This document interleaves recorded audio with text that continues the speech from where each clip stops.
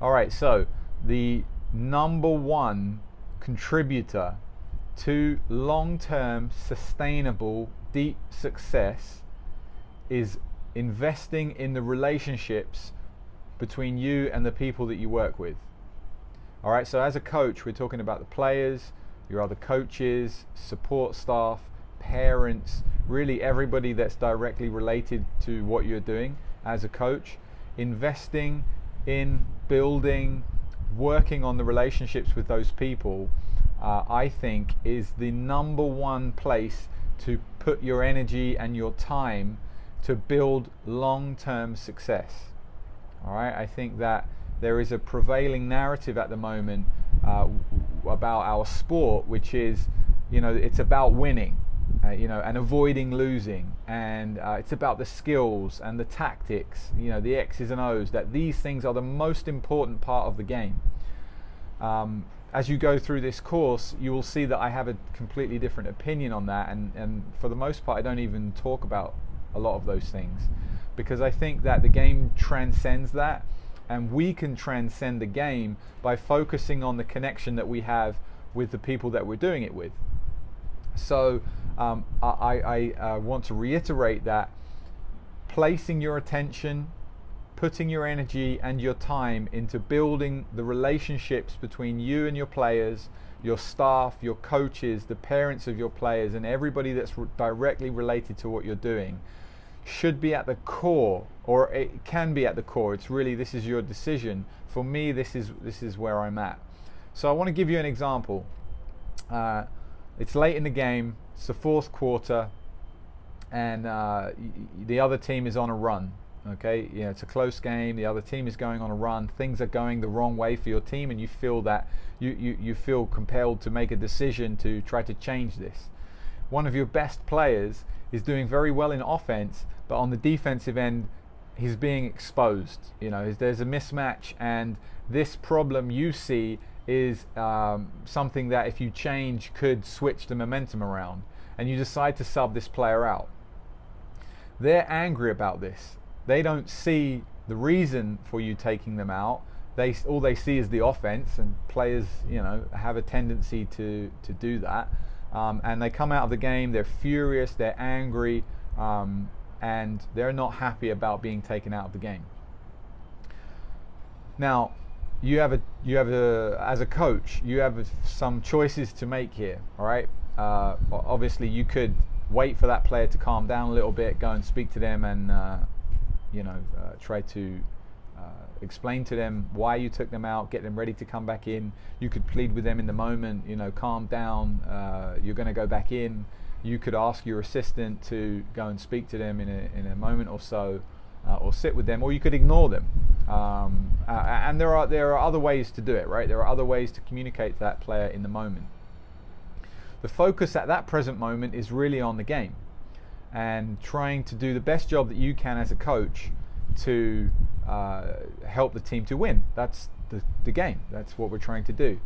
But if you're placing the relationship above everything else, then it doesn't matter really what you do in that moment, okay? Because this situation is going to come up over and over again in slightly different ways, where players and parents and coaches, they're not going to quite understand what your intentions are for doing certain things, and you're never going to win this battle.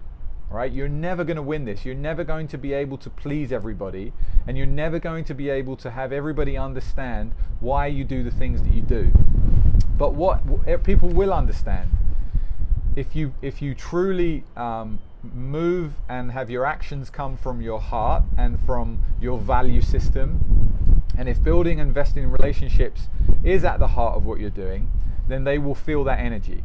Okay, so I'm not going to advise you on what you do in the moment with this player, right? But what I am saying is, knowing that this has caused a little fracture between the relationship at that moment, now there is action to take, and it may not be during the game. I don't think you should even do anything about this on the day of the game. So if the game happens in the afternoon or the evening, I don't think you should talk to that player in any depth for that evening. All right, but maybe you have a system in place in your team where everybody knows that there is going to be a conversation between you and any of the players that there needs to be in the coming days. Let's say the next day, I think, would be the most appropriate moment about any of the things that came up. And I think that you should do this individually, privately, and in time, so that both of you have the time to express yourselves fully, to listen, and to resolve any issues that come up. And so, I'm saying that any time that you have any kind of serious issues on the court, which could probably are misunderstandings between you and the players, or you and any of the other people involved in your team, fixing them in the moment is quite difficult. And in the moment, during a game, the game is the most important thing, right? Winning the game. And you may have to take actions with that player in that moment that get them on side for the purposes of winning the game, not for the purposes of saving the relationship in that moment. All right? But the relationship is above everything. So at the appropriate moment, and this I'm saying is going to be later on, most likely the next day, all right, or the next opportunity that you have, which is not going to be colored by emotions. Okay, so the next opportunity you might have could be after the game, but I don't think that that's a good time to talk on any really deep level with anybody that was involved in a game, because emotions are high. Fatigue is there. There's still a lot of color from what had happened in the game. So you take the next opportunity in the next day, and this might be 2 or 3 players you have to do this with. So the question naturally arises, well, if this is going to be my attitude, then I'm going to spend my whole time doing this, just building relationships, fixing stuff, building bridges, these kind of things. And yeah, maybe you are going to spend a significant amount of your coaching time working on this. But for all of the reasons that I highlighted in the beginning, I think this is valuable work and will lead to sustainable success. Okay, because the players will know, and the people that you do this with will know, that you are invested in them. All right? Now, in the practical sense, if you do have to spend, or if you choose to spend a lot of time investing in these relationships and working on them, then there are a lot of other things to do around the team. There's practice planning, there is shots to get up for the players, there's strength and conditioning, there's organization, there's all these kind of things. You can't do all of these things by yourself if they're going to be done very well. So this is the time to be very organized, right? And to start to delegate responsibility to other people in the group. And depending on the size of your organization, maybe you can delegate some responsibilities to your assistant coaches, or maybe it is to the captains of your team or the leaders of your team, or maybe you need to recruit some volunteers in. If you're working with kids, parents are there to volunteer. And now, when you delegate that responsibility, you begin to build a network of people that are working with you, and then there are relationships there to build, right? There is trust there to build. And by giving people responsibility for things that are going on in your team and not holding on to all of it, you are widening the circle. You're increasing your circle of influence. You are bringing people in that they can help you and you can help them. Because basketball is such a great sport for that. Yeah? And sports in general, people really want to be involved in it. And if you can bring people along and give them responsibility and trust in them, and then work on those relationships, you'll find that they want help with things that might ultimately help you in the long run.